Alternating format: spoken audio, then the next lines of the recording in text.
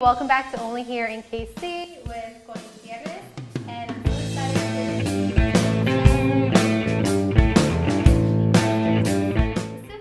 Hi Kansas City, welcome back to Only Here in KC through Televida, a production by Exo Films. And today's special guest, they are a small business, Latina owned, and they promote a lot of different creativity in the community. So let me introduce you to, or they're known as, and their business is known as, Art Junkies. Hey. KC, and here we are. Hey. We have Anthony, we have Selena, and Jaime. Correct. Yay, welcome guys. Thank you for having us. How are you? Good. Good. So let's just get right into it because there's a lot that we need to talk about. Can you guys give us a little background of yourselves and then tell us a little bit about the business and we'll kind of go from there. Yeah.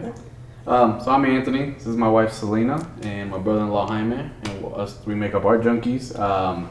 We live on the Kansas side, so in Kansas City, Kansas, and I'm a full-time physical therapist normally, so that keeps me pretty busy. Always been into art, and then got into a creative family. And so got into a creative family, and so this is where we're at now. Yay! You're welcome. Yep, and I'm Selena. I was born and raised on the west side of Kansas City, Missouri. It wasn't until I got married where I moved over to the Kansas side. And I am a family liaison at a middle school on the west side still, so that's what I do. Yep, I'm Jaime Calderon, Selena's oldest brother. Also, I was born on the west side of Missouri. Moved over to the Kansas side. I'm a IT engineer for a managed service provider out in Overland Park, so that's kind of what I do on the back end. Yeah. Well, you guys have a full-time job aside from this business. So can you tell us a little bit of how this business got started and how this idea, how it sparked, how did you get into being here in this family and having your own business? Yeah, so we started in October of 2018. Okay. Jaime and Selena are just creative, and she's always creating stuff for family members, and we get people asking, hey, can I get that? How do we get those things? He's really good at creating ideas and logos, and then we just kind of said, you know what, let's put this together and see if we can make a business out of it. And sure enough, 3 years later, we're still going, trying different things, and just seeing what happens. Every day is kind of new on there. Yep. So we were talking a little bit that you have, tell us a little bit about your creative background. So growing up, like I said before, we came from a creative family. Grandfathers, uncles, aunts, mom and dad. So I grew up doing art at a young age. Growing up, mom and dad, grandma, grandpa, like I said, inspired us to just do what we love to do. So they were always supportive of the artwork. They would bring us pencils, crayons, anything we needed. Back then, I say back then, and it's not too far back then, but none of the electronics were available, right, that they are today. So it was me late nights at the dinner table with some of my brothers just doodling, listening to music, and that's how our creativeness started. So we do come from a big family of creative people, which it's crazy. I didn't want to mention it, but I am the oldest of 13. So my mom would be proud of me because I mentioned it. So we mentioned. Let's just throw it in there all the time. So there's not one creative bone. I mean, there's a creative bone in every single one of us. It's amazing what my brothers and sisters can do. So. That's awesome, and you support each other and look at what you are starting and continuing. I mean, this is endless where it's going. It's three of you. Who knows? Maybe in the future you'll add a little bit more a little bit more of the family. But can you tell us a little bit about your roles in the business in your Art Junkies KC? Yeah. So I kind of manage the social media bookings. If you need any custom work orders, they'll come through me, and I'll pass them on to who it needs to get to help get whatever you want created. Okay. So I'm more of the vinyl shadow boxes, more personalized gifts. For instance, like if Mother's Day's coming up, I'm more like, hey, let's do this. I know Mom would appreciate this or that. So it's just basically I'll come up with the idea. I'll be like, hey, this is the idea I have. And he'll create something. And then he's like, okay, well, we can put it on this, this, and this. And so it just all starts flowing together. So one of the creators Okay. Yep. So I like to consider myself the lead design artist for Art Junkies. Like they said, everything goes through them. If they have an idea, it comes to me. I'll put it down on paper, touch it up if we need to add stuff, if we need to take stuff away, and then from there we send it off to Anthony, and he tells us what we can and can't do with it. So Oh, so I see a cycle. it's not like what we can and can't do. It's Right. where can we merchandise this? What Okay. does it look good on? In all reality, I think I have the final say in the design because it's Oh, for sure. what I do. And so with that being said, yeah, it is a circle. It is a circle. So if I design something, it doesn't look good on vinyl, for instance, like a shadow box or something like that, then Right. we're not going to do it, right? Unless we can find a way to do it. So you each have your own skill. So it kind of starts with you. Hey, this is what we need. And then boom, and then kind of come back because you do a lot of the social media and the marketing part of There's it. a lot of ebb and flow with this. 'Cause Yeah. He'll be working on something that we don't even know about. It's like, hey guys, I created this when I was, I'm a kid soccer game waiting for them to play again. And then we're like, oh, that's really dope. Let's try doing something with that. And then same thing with her. She'll find something, and then it just kind of full circle. All of us got a little touch on it. That's awesome. So I want to ask you a little bit on that. As far as social media, social media is so important nowadays for everything, especially through the pandemic, right? I mean, everything has kind of taken on that. How has social media kind of helped a little bit of your business? I mean, now has it changed anything in the last year? Yeah, with not having all the shows going on like normal, it's all been social media. Even though COVID was a bad thing, we took time to get our website up and going, and that's something we were wanting to do, but we just were so busy and we didn't have nothing to do. So created our website, got a place to start, showing people where all our products are at, and so that's been one good thing with overall just social media, getting some promotion out, and lately now with events going back on, meeting new people around town, promoting each other, and just a lot of back and forth. Yeah, that's so awesome. So I want to get into a little bit of, because you are wearing a shirt right now, which is so cool. It's like Patrick Mahomes, you got a calavera in there, the Chiefs colors, which, I mean, last Super Bowl, we did really good. We're going. We got one, right? Yeah. We got there. Yep. And then you have your shirts, so you can talk a little bit about the theme maybe behind your products. And I know there's a lot of custom work that you do, but where did kind of the creativity start with? It's also like the story behind the skulls. So I can go ahead and start that off and you can finish it. But growing up, we've experienced death a different way. One thing is it wasn't a sad thing for us. It was more let's celebrate. It kind of, I think for me, it hit us when our grandfather who passed away, he was the one that was very creative, always had us out there. He was painting, him in his shed, making things. So one thing was to help us with that grieving process was, we're going to see him again based off of our religion, things like that. It was we're going to see him again, but in order to keep him alive, we have to talk to our younger siblings about all the great things that he's done, or that's Grandpa's shed, we used to go in there all the time, things like that. So just keeping and talking about our loved ones, we just wanted it to see it as a beautiful thing, not necessarily the evil or the bad thing. It was more beautiful, and it was just something that we celebrated not just once a year. It was always every day in our house. We told a story, or hey, we bright colors, things like that. Just that kind of helped us with our grieving process, is just to see death as a beautiful thing, and we'll be reunited one day again. So but my brother, he's also growing up with art and seeing all the different Chicano art when we were younger. We'd go to the lowrider shows, things like that. We've seen it, so he's the one that got inspired with all their art, and I'll let him talk more about that. Yeah, it was just a little, I love to draw skulls. Growing up, it wasn't Dia de los Muertos skulls. It was, like she said, Chicano art. Okay. Airbrushing on lowriders. They had those mean skulls, the nice skulls, when I always got I'm not familiar with it, well, so I need to look more grief into from it. family, why do you always draw skulls? Why do you always draw skulls? Why don't you draw something nice? Why don't you paint a landscape? Well, that wasn't my style, I liked what I saw, and that's what I drew, right? So as I got older and I learned the meaning of Dia de los Muertos and a little bit about our heritage and where we come from and stuff, then I was like, I can make these pretty. I can draw pretty skulls and stuff like that. And I mean, I still get a little grief of why's there always got to be a skull, why's it got to be a skull, but that's what I do. I love to do it. People love it, and there's a meaning behind it. It's not death. It's us celebrating death. it's there for a reason. That's why we do it. So.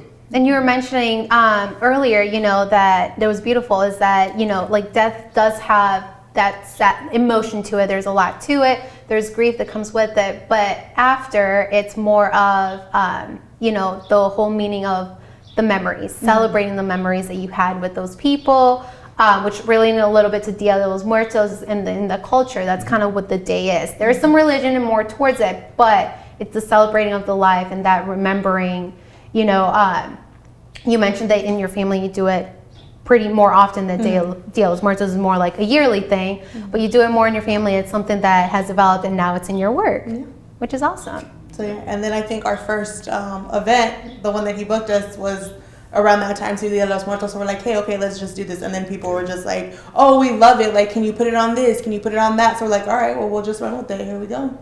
So and look at that, something that people were making, your family was like giving you a hard time for. Yes. It's like, oh, hey, by the way, get us more of those. Yep. I think even to this day, like my grandmother's just like, guys, can you just make me something? I was like, all right, we'll make you something. We'll make you something pretty. But she'll wear it to support us, but she's just like. Oh, yeah.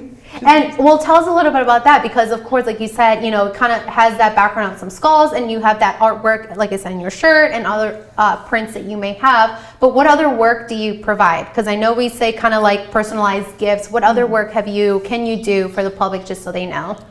We do a lot of personalized gifts. I think that's where I started from was because us being from a big family of 13, you can't go and buy a picture frame with like, oh, they only have 5 little frames or little pockets in there. So it's like my grandmother needs something with all of us on there because it's like, oh, now you got to add another one this year or you got to add another one this year. So I ended up just making her a plaque with all of our pictures on it, and that's like something she never had. So it's just kind of like things like that, personalized gifts that I know that will mean something to like our families out there or like mothers out there, anybody that wants something personalized. I know I like to receive personalized gifts for my nieces and nephews, so that's just one thing that I like to do, and I just, because I love it, I know somebody else is going to love it, so we just roll with that. But we do that, we mix with vinyl, we do a lot, he does paintings, we do t-shirts, he does logos, we do, I know me working for a school, sometimes they ask us to do like things for teacher appreciation. So either, you know, it's either water bottles or bags, things like that. Just something, and we add our little touch to it. Yeah, and you add your little touch to it, right? Because it is all custom, right? Yeah, and everything's like handmade. Like it's not store-bought. I mean, maybe a few supplies are store-bought, but for the most part, we do everything in-house in the garage, pretty much. In a garage, or basement, yeah. So Right now. yeah, for now. So it's handmade, and that's what people, like she said, that's what people love, handmade stuff. You know. Well, because like you said, it's personalized. And you know, we love to support anything that's handmade because there's a story, there's, you know, it's unique. And when you say personalized, it's awesome because when somebody wants to get something, it's like, oh, well, you know, their favorite color is this, or they like to do this, or they teach, and you can kind of add that, but then you add your twist of creativity of Arts Junkies KC, which is your, you know, your business, you throw it in there. Can you tell us a little bit about the process? So let's say that I or viewers were to come to you and ask you for just like custom work. How does that work? Where can we reach you? You can just go to the website, ourjunkieskc.com. There's a link to our email for custom work, and that'll come to us. We'll be able to see what's coming through. We get messages through Instagram, Facebook, direct messages. And that's kind of where it starts. People start with, hey, I kind of was thinking about making this or having this made for my business. Do you think that's something you can do? And we'll kind of bounce it off, hey, can we try making this? Is this something we think we can make for them? And if we can, we'll definitely give it a shot. We try to be as creative with it as we can. Yeah. So I can come to you with an idea and then you kind of just recreate your own kind of piece with it. Pretty much, yeah. I think that happens a lot of the time. Yeah, it does. It's not like they just say, hey, I want this. For the most part, sometimes it's something that we have to come up with. They give us a name or kind of just a slight idea of what they might want, and then it's all up to us, which is great. I love that free range of creativity that we get to do. It kind of reminds me of like tattoos. People come in, they're like, oh, yeah. can I want this done? But I seen somebody had one like this. I seen it like that. Can we kind of mix that together and get something just unique for me? And so I think that's pretty much how it works. Yeah. That's awesome. And like I said, the custom work, I mean, it's appreciated a lot. Sure. Can you talk a little bit about just, have you faced, you know, you said you started in 2018. which we talked a little bit like pandemic wise, kind of we take that year off in a sense, because it did impact a lot, and I'm sure it impacted your, your family and also your business and individually. Can you tell us a little bit about some challenges that you have faced maybe and how you've overcome them just in the business through this whole process? Maybe just learning through like little, kind of little things that maybe you kind of just learning, and like little things that you've been learning, developing your business. I think for me, I've been able to sit down and really try to learn the design part more of it. Okay. Because it's been nice. I've had free time, so I was sitting there. She's trying to get me to learn how to get everything done on the computer, so I can do. I kind of take care of the coasters, so I'm making all those downstairs and printing them off and getting them cut out and everything, and then getting it made, and then they just kind of show me things along the way. So that's, for me, this time off has kind of helped me grow to help more on the design side of stuff, which has been nice. Yeah. Yeah, I'll add to that. So I don't think it really took a toll on us because, like we said, we do have full-time jobs. Right. So actually, like Anthony said, it was more of, hey, I got this time. Let me see if I can come up with something new. And then when the time comes and we start doing festivals and stuff like that, we have product, right? We have inventory. So I think we all took it as a, yay, let's reset. Let's get some new designs out there. And let's order some stuff. Let's order T-shirts. Let's see where it goes when stuff starts opening back up. So it really wasn't a toll, I don't think, on the business at all. It was kind of helpful for all of us, especially like with the products and things that we were coming out with, like what type of material we're gonna need, or hey, let's try this route, or let's go with this company to use our T-shirts or our design, stuff like that. So it really was very helpful, and it was helpful for me to kind of also learn. I mean, I learned it back in high school, how to do all the Photoshop and all this other stuff, so it kind of helped me to take like a class every day to look and see, okay, this is how they do it, this is how they put it on that material, this is a different way that will come out better than the last. So it was time for us to, like he said, reset. Yeah.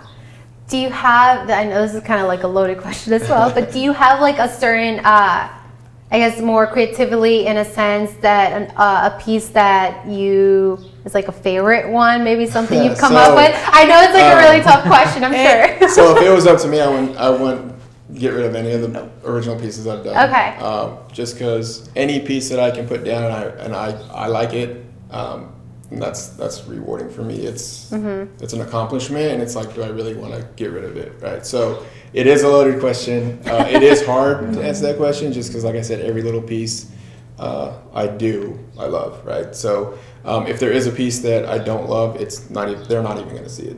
It's going to be in an archive folder on my hard drive somewhere, and maybe I'll come back to it. So at some point, At some point, right? Which is kind of what I did with most of the designs. I can guarantee you that design that he's wearing right now. Yeah. I went through it about 10 or 20 times before I said, okay, this is the one. So what? Yeah. So it's coming up with designs is a process. So to say that I have just one favorite, it's hard. And even looking at your shirt now that I'm looking too, is the detail on here is you have the Chiefs logo too, like that arrowhead in there. Yeah, it's so unique and awesome. It's like, I think I was like, oh, that's cool, but like there's time and with every art piece that you create. Yep. And just to make sure we got the right colors and make sure it's proportioned right. It's my white color shirt. That's not the only Chief one we have. We have a series of those called Hometown Pride. Okay. Yep. So. And we'll show a picture of that for the viewers at home too, to kind of in there. Yeah. Awesome. Well, I have really enjoyed getting to know you guys. I know we met briefly in a couple of weeks ago through the Latino X. Remind me again, the Art Foundation. Yeah, the Art Foundation. And I was drawn to you, and I was like, okay, this is awesome. So thank you so much for coming in here and being in an interview with me. And I, as always, I want to support local artists, local companies. For the viewers at home, can you share with them maybe your personal information as far as social media, anything where an email where they can follow you for inquiries? Yeah, so artjunkieskc.com is the website. You can find us on Instagram at artjunkieskc, and then Facebook as well, artjunkieskc, and then at artjunkieskc@gmail.com is the direct email address. If you've got any questions about anything, we'd love to help you guys out. Okay, awesome. Well, Kansas City, this is Art Junkies KC, and you know where to reach them at. And thank you again for joining us at Only Here in KC, and I will see you next time. Adios.